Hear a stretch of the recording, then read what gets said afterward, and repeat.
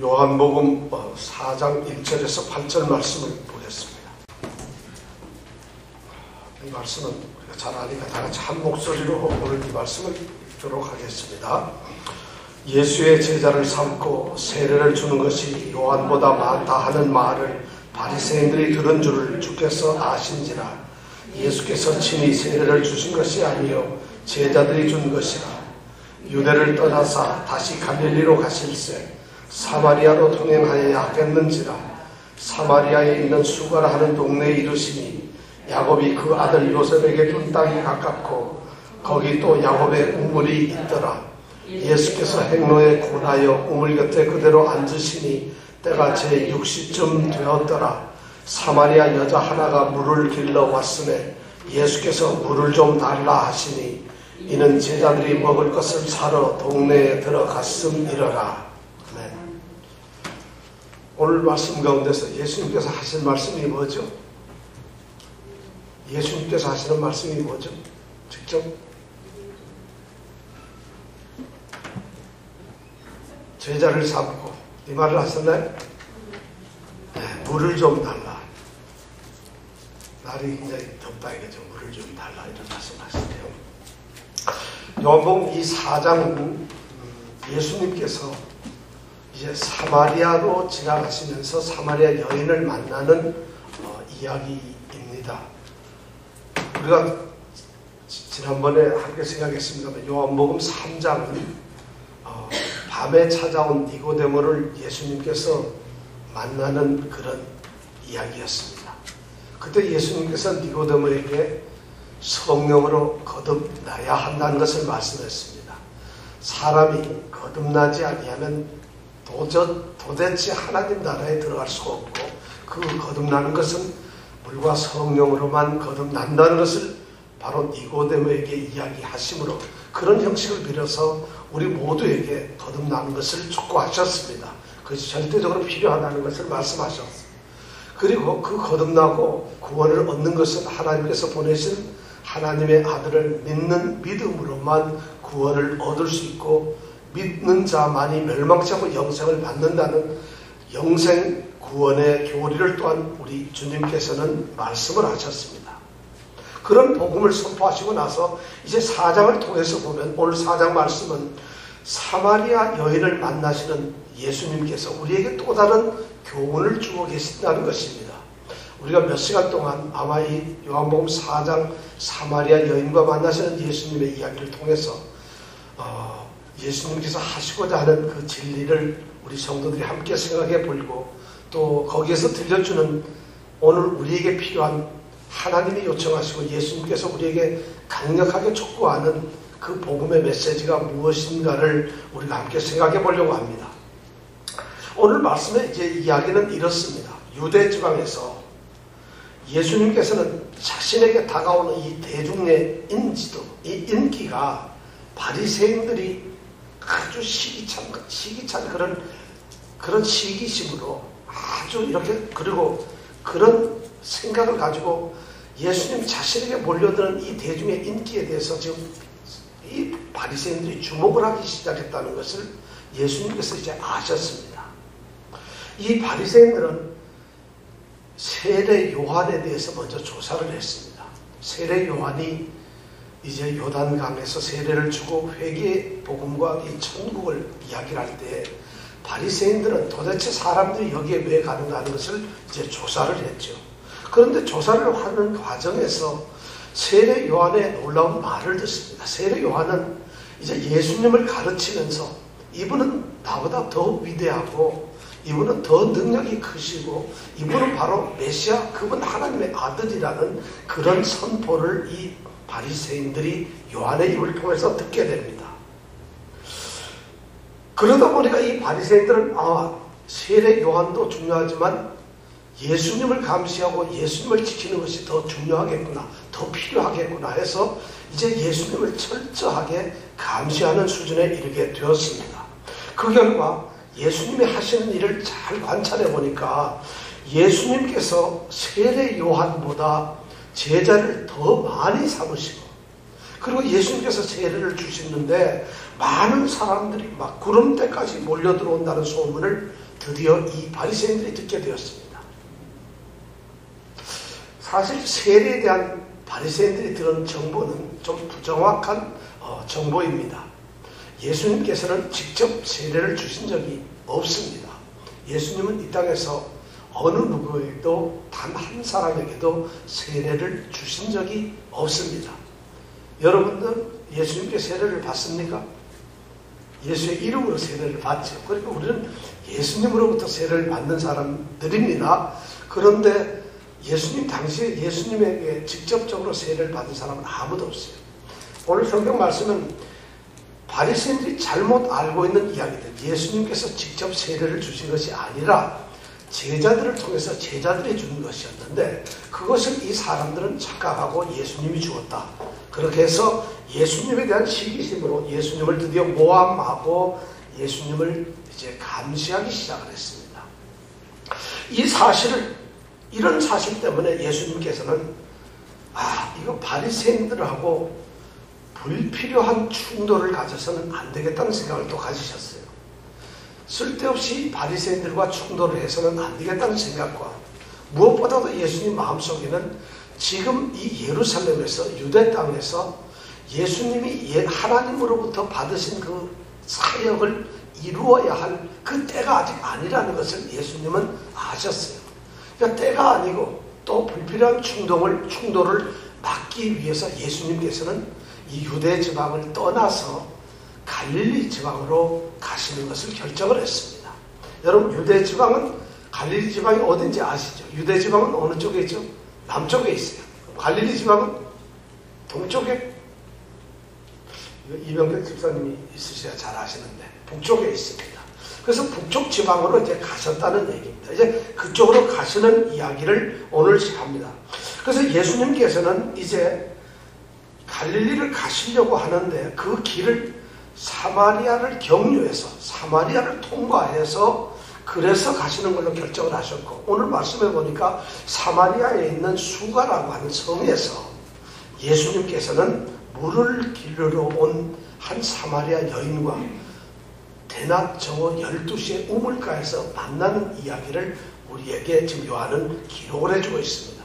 예수님께서 사마리아 여인을 사마리아 땅에서 만나시는 이야기입니다. 이 요한복음 4장의 이야기는 바로 예수님과 사마리아 여인의 만남을 통해서 예수님이 들려주시는 귀한 복음의 메시지가 전달되고 있습니다. 자, 그렇다면 오늘 이 말씀을 통해서 우리는 어떤 교훈을 받을 수 있을까? 오늘 읽은 이 8절까지의 말씀은 예수님과 사마리아 여인이 이제 만나게 되는 그 장면을 자세하게 묘사하고 있는 그런 부분입니다. 그렇다고 해서 이 부분이 단순한 만남의 현장을 묘사하는 것으로 끝나는 건 절대 아니고 이 말씀 속에는 우리가 감출 수 없는 굉장한 이 보화와 같은 말씀이 여기에 숨어 있습니다. 그것이 무엇인가를 우리는 이 말씀을 통해서 한번 찾아보았으면 좋겠습니다. 여러분들과 제가 이제 이 말씀을 통해서 그 의미를 다시 한번 생각해보는 시간이 되길 원합니다. 여기서 우리가 첫 번째 알 수 있는 것은 매우 중요한 사실인데 예수님께서는 어느 누구도 차별 없이 만나신다는 사실입니다. 여러분들 이것을 꼭 기억해 주세요. 예수님께서는 이 땅에 있는 어느 누구든지 어떤 사람이든지 만나신다는 것이에요. 예수님이 전파하는 예수님에 대한 복음, 바로 복음이신 이 예수님에 대한 소식이나 이 복음의 뉴스는 모든 사람들에게 누구에게나 열려있다는 것이 복음의 소위 보편성이라고 하는 말입니다. 누구든지 예수님을 만날 수가 있습니다. 예수님은 어떠한 지역적인 차별도 없고 어떤 전통의 장벽도 없이 그리고 어떤 계층의 차별도 없이 모든 사람들을 만나신다는 것입니다.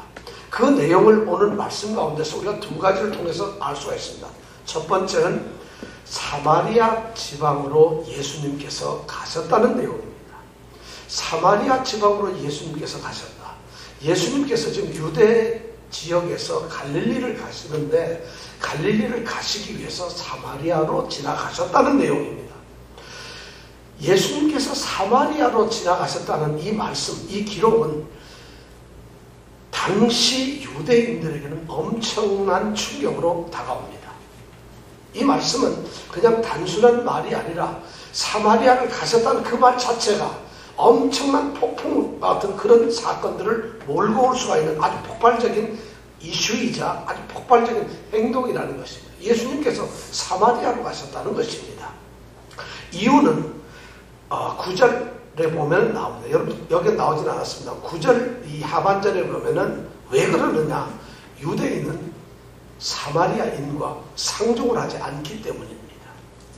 유대인과 사마리아인은 서로 만나지를 않는다는 것이죠. 서로 본 척도 안 하고 찾아가지도 않고 찾아오지도 않고 절대 교류를 하지 않고 피한다는 것이죠.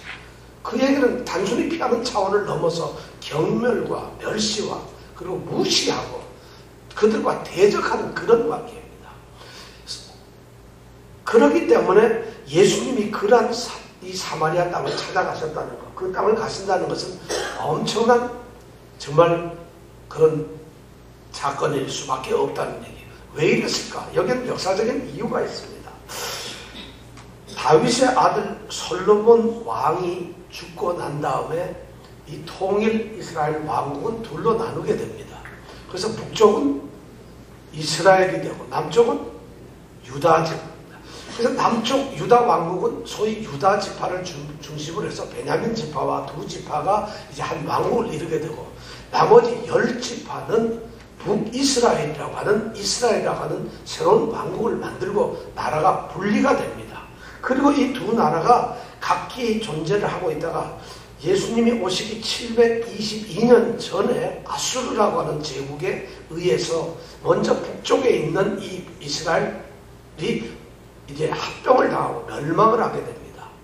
그래서 멸망을 하게 되니까 이제 이 아수르에 있는 그 사르곤이라고 하는 왕이 북이스라엘 왕국에 있는 유대 민족들을 상당수를 뽑아가지고 이방 지역으로, 이방의 나라로 보냅니다. 아수르로도 보냅니다. 그리고 아수르나 그 외에 이방 지역에 있는 많은 이방인들을 다시 또 이 북이스라엘 왕국 땅으로 이제 이주를 시킵니다.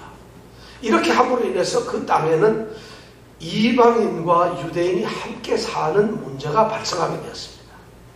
그러다가 보니까 남왕국, 이 유다 왕국의 유다 사람들이 보는 관점에서 보면은 이것은 인종적으로 또 종교적으로 완전하게 정통성과 이 소위 순결성이 상실되는 그러한 현실을 가져왔습니다. 그때서부터 이 남쪽 유다 사람들은, 유다 왕국은 북쪽 이스라엘에 대해서는 그쪽 사람들을 사람 취급을 하지 아니합니다.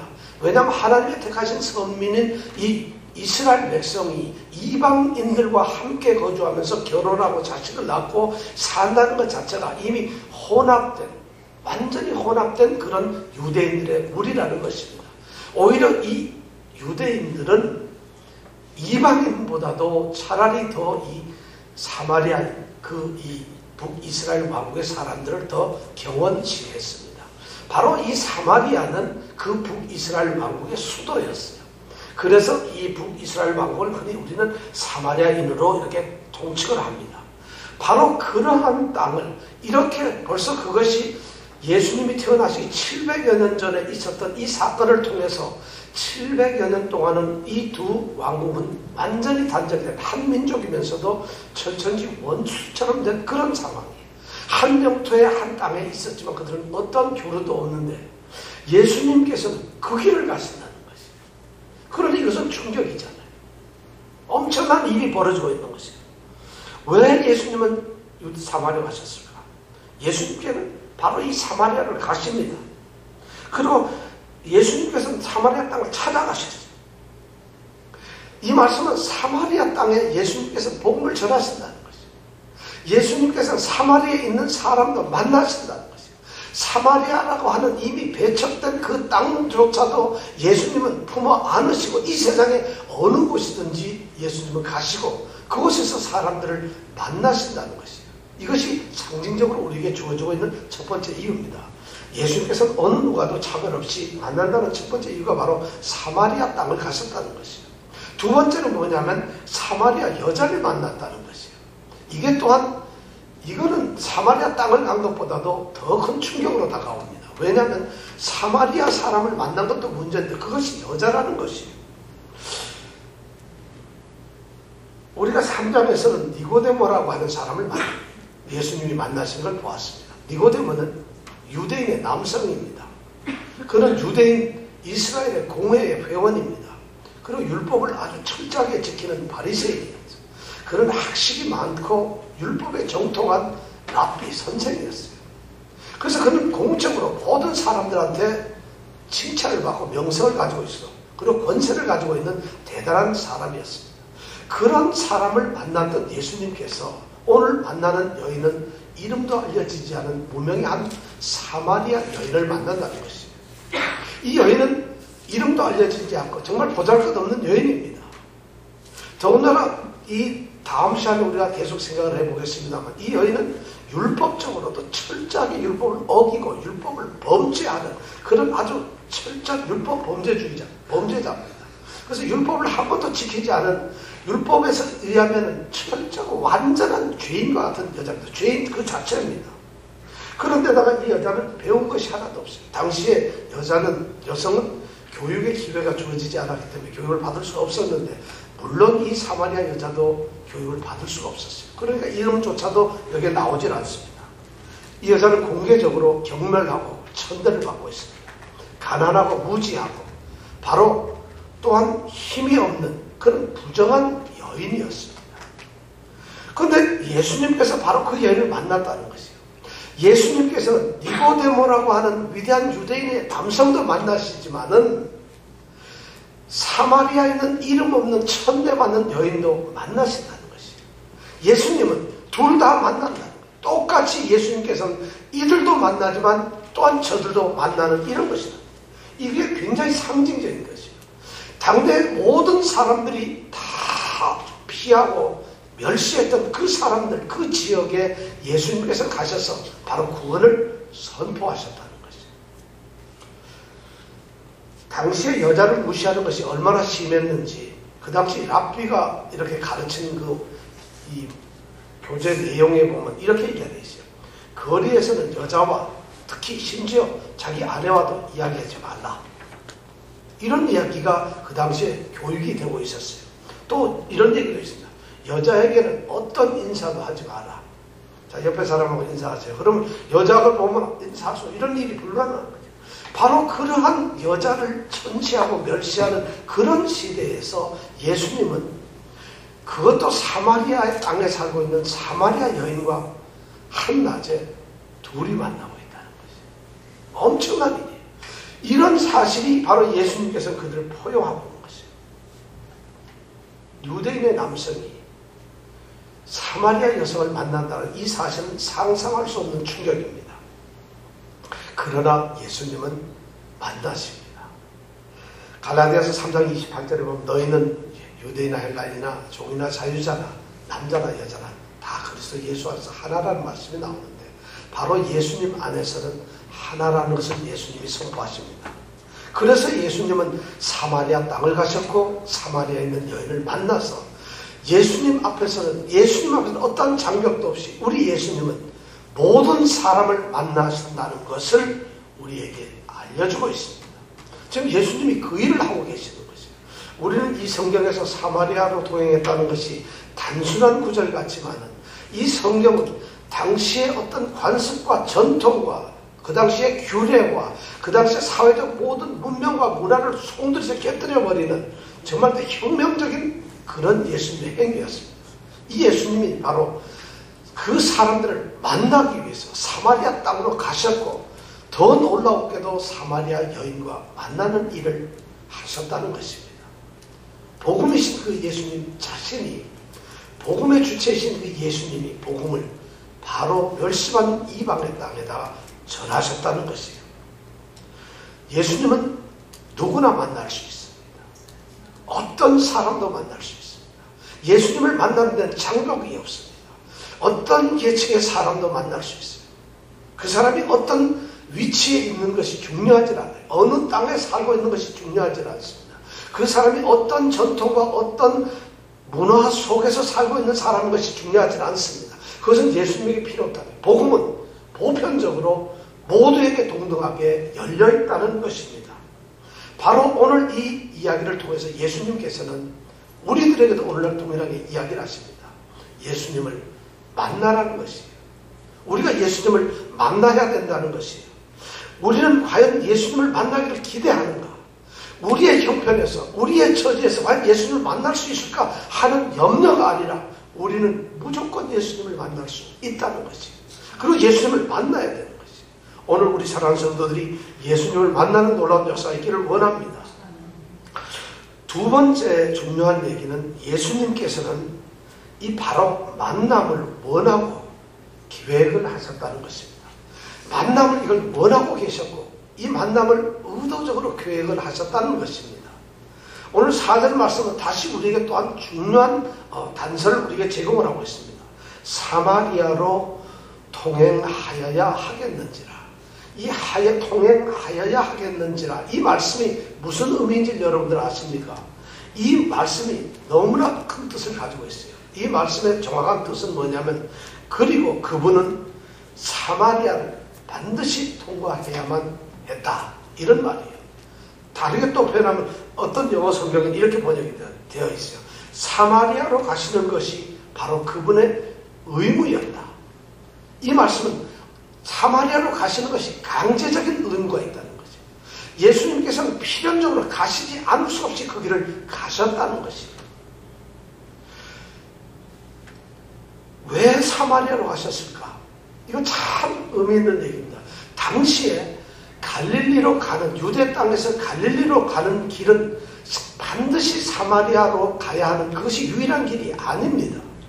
그 길밖에 없는 것이 아니라 사실은 두세 가지의 길이 그 당시에 있었습니다. 아니 오히려 그 당시에 정상적인, 상식적으로 일반적인 그런 유대인들은 사마리아를 통해서 가는 길을 택하지는 않았습니다. 그들은 사마리아인들을 피해서 우회해가지고 오히려 동쪽에 있는 요단강 쪽으로 나가서 요단강을 건너가지고 그래서 베레아 지방으로 해서 거꾸로 이렇게 멀리 돌아갔습니다. 이것이 그 당시의 상식이었고 그 당시 일반적인 통행의 길입니다. 그런데 더 거리가 멀음에도 불구하고 더 거리가 그런데도 불구하고 이 사람들은 바로 그런 길로 해서 사마리아를 피해 다녔습니다. 그런데 오늘 예수님께서는 그러한 상식을 깨뜨리시고 의도적으로 그 길을 가셨다는 것이에요. 사마리아를 통과하시는 예수님의 이유는 어떤 지리적으로 뭔가 좀 가까운 곳을 가고 싶어 하시거나 또는 몸이 피곤하시기 때문에 좀 편하게 가까운 곳을 가로질러 가고 싶다는 그런 의도가 아니었어요.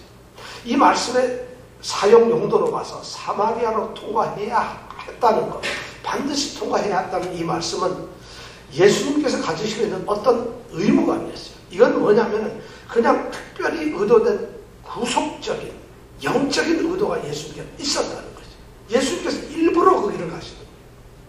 그것이 예수님께서는 무슨 우연히 단순하게 이리로 가야 되겠구나 해서 그렇게 결정을 한 것이 아니라 마음속에 이미 계획을 하시고 미리 알고 계시고 의도를 가지시고 그 길을 가시는 것이다. 예수님께서는 의도적으로 사마리아를 선택하셨습니다. 예수님께서는 자신이 왜 사마리아로 가야 하시는지 그것을 알고 계셨어요. 예수님께서는 사마리아로 가야 하는 그 목적이 있으셨어요. 그 목적이 뭐냐면 다름 아닌 사마리아 여인을 만나기 위한 목적이 있으셨다는 것이에요. 그래서 그 길을 가셨다는 것입니다. 예수님께서는 바로 이런 계획과 목적을 가지시고 우리를 만나신다는 것입니다. 예수님께서는 우리를 우연히 만나지 않습니다. 우리가 어떤 의미 없이 만나는 그런 예수님과의 만남이 아니라는 것이에요. 예수님께서는 우리 사람 하나하나를 만나시기 위해서 자신의 아주 고의적인 행동으로 어떤 계획과 목적을 가지고 우리에게 일부러 접근을 하신다는 것입니다. 우리 성도들은 바로 그러한 만남을 가진 사람들이라는 것입니다. 예수님께서는 자신이 그분이 정하신 그분의 시간에 그분이 정하신 그분의 방법대로 우리를 만나기를 원하십니다. 그분은 만나기 위해 오십니다.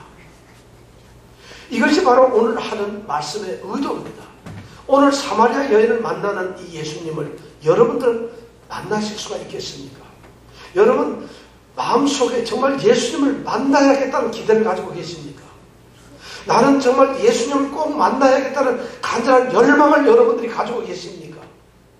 나는 예수님과 정말 만나지 않으면 안 된다. 예수님 그분께서 나를 만나기 위해서 일부러 나를 찾아오신다는 이것을 여러분들 혹시 기대하고 계십니까?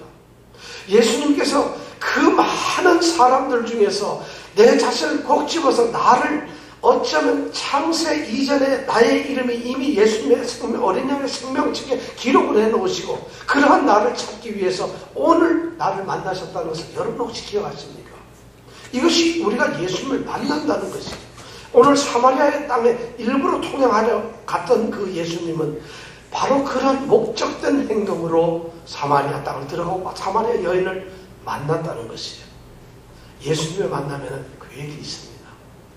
예수님은 그냥 아무렇게나 만나시는 분이 아니라 자신의 마음속에 우리를 바로 넣어두시고 우리를 마음속에 새겨두시고 그리고 우리를 바로 만나기 위해서 나를 만나기 위해서 예수님은 모든 시간과 모든 장소를 찾아서 골라서 내가 있는 곳으로 오셨다는 것이에요. 여러분 과연 이 예수님을 만나는 그러한 열정을 가지고 계시는지요? 이것이 믿는 자들에게 절대적으로 필요하다는 것을 오늘 말씀을 합니다. 예수님은 만남을 원하고 계획하시는 분이세요.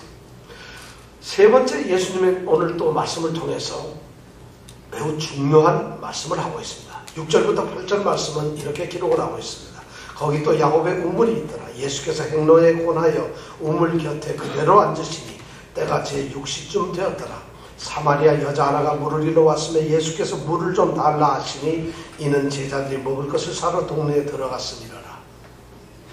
지금 예수님께서는 유대에서 이 사마리아 수가성까지는 한 이틀 길이 되는데 이틀 길을 벤지를 타고 가셨을까요? 예수님께서는 전용 헬기를 타고 가셨을까요? 걸어가셨어요. 예수님께서는 이틀 여행길에 지금 지치셨습니다.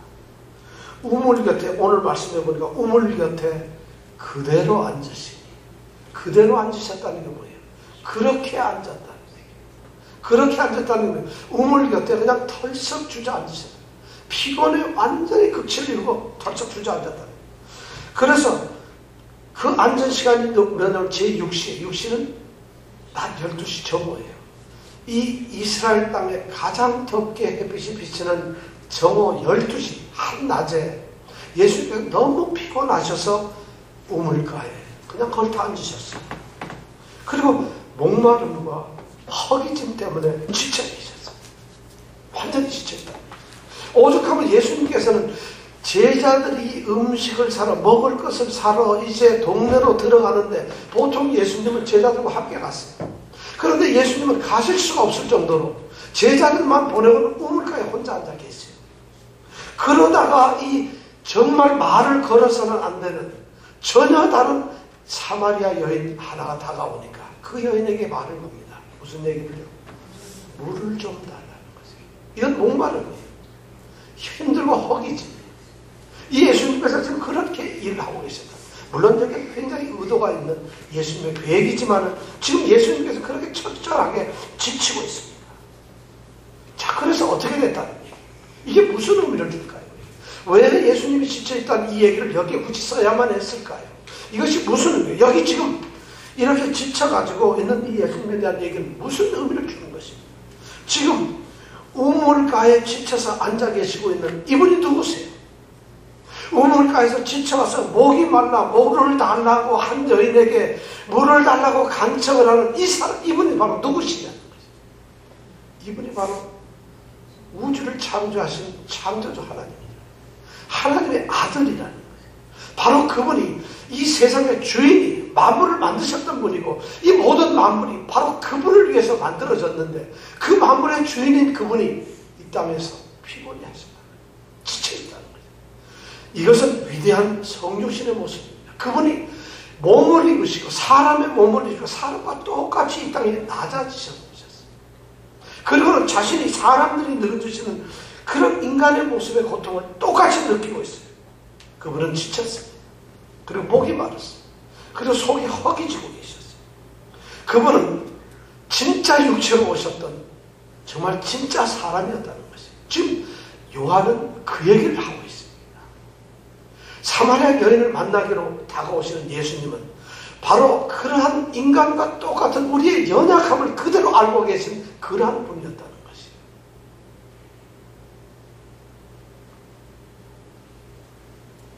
예수님께서 그분은 사람들이 당하는 고통을 알고 계셨습니다. 우리들이 겪고 있는 이 고통을 똑같이 겪고 계셨습니다. 예수님께서는 우리를 알고 계셨어요. 예수님께서는 우리의 고통과 근심이 무엇이라는 것을 같이 느끼고 계셨어요.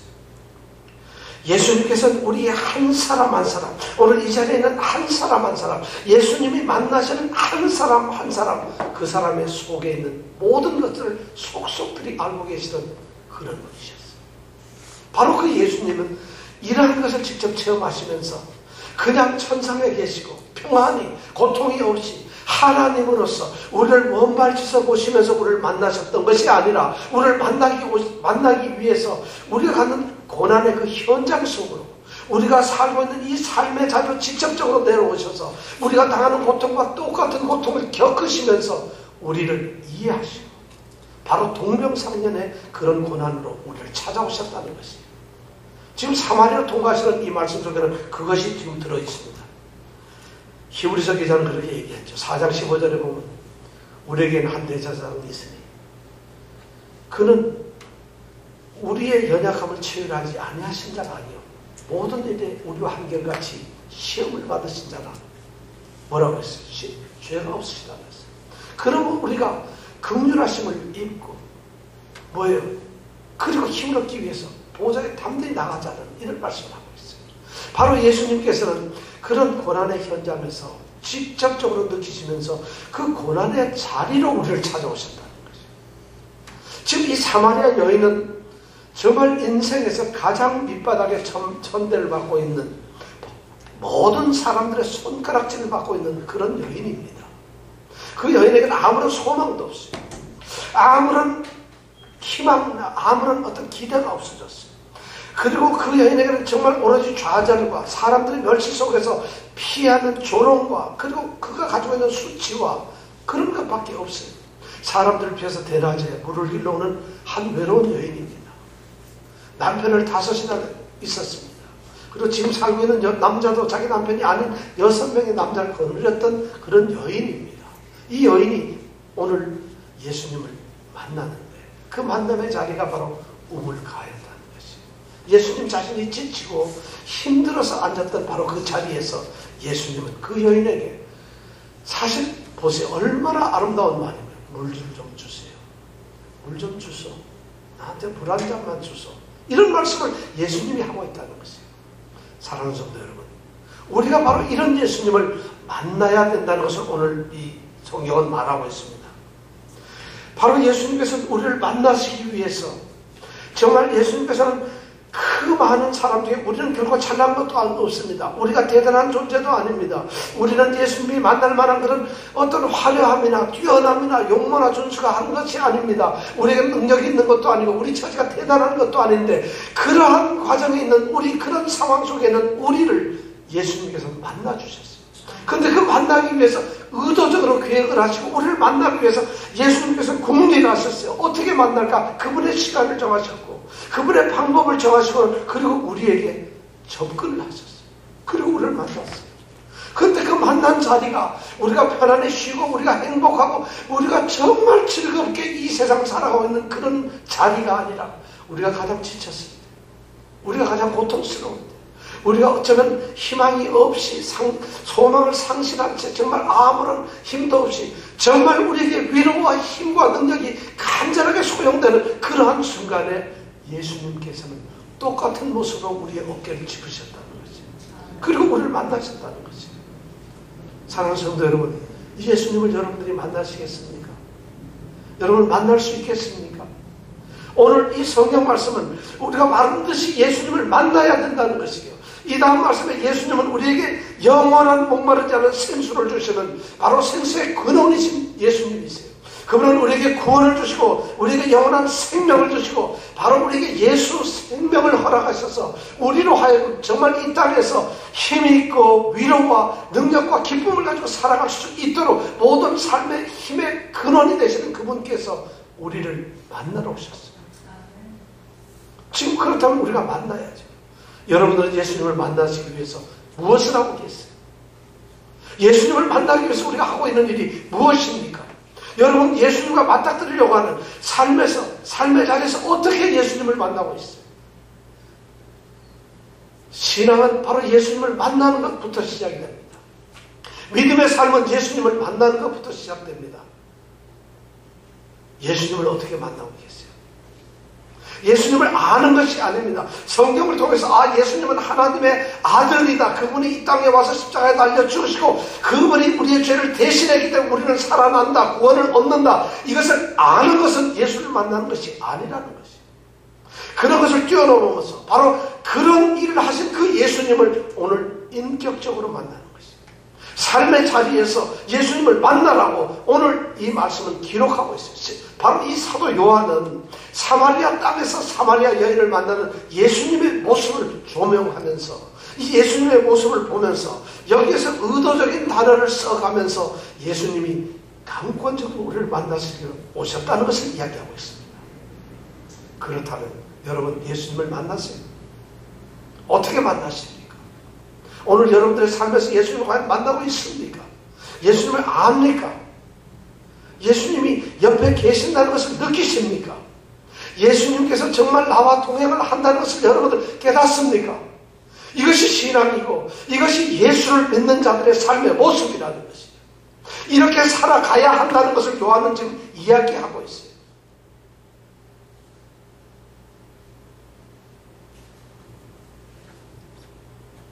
오늘 이 예수님을 하루도 빠짐없이 만나기를 원합니다. 예수님은 우리에게 정말 모든 것을 주시기 위해서 어쩌면 정말 모든 것을 주시기 위해서 자신을 다 내려놓고 정말 어쩌면 가장 보잘것없는 그런 모습으로 우리에게 나타나셨어요. 그러나 그분은 모든 것을 하실 수 있는 분입니다. 예수님을 만나십시오. 정말 간절한 모습으로 예수님을 만나는 역사가 우리에게 있기를 원합니다. 이제 삶의 자리에서 이 예수님을 만나서 예수님이 주시는 목마르지 않는 생수를 얻기를 축원합니다. 기도하겠습니다. 우물가에 계시는 예수님은 누구십니까?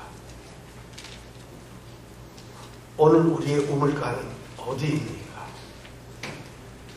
오늘 우리는 사마리아 여자와 같은 그런 존재입니까? 생각지도 못하게 우리를 찾아오신 예수님.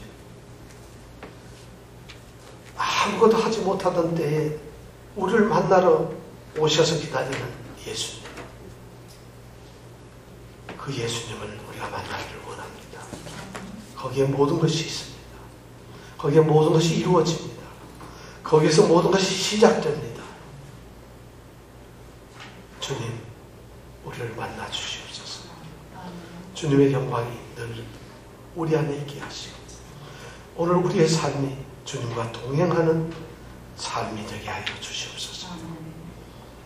예수님의 이름으로 기도드렸습니다.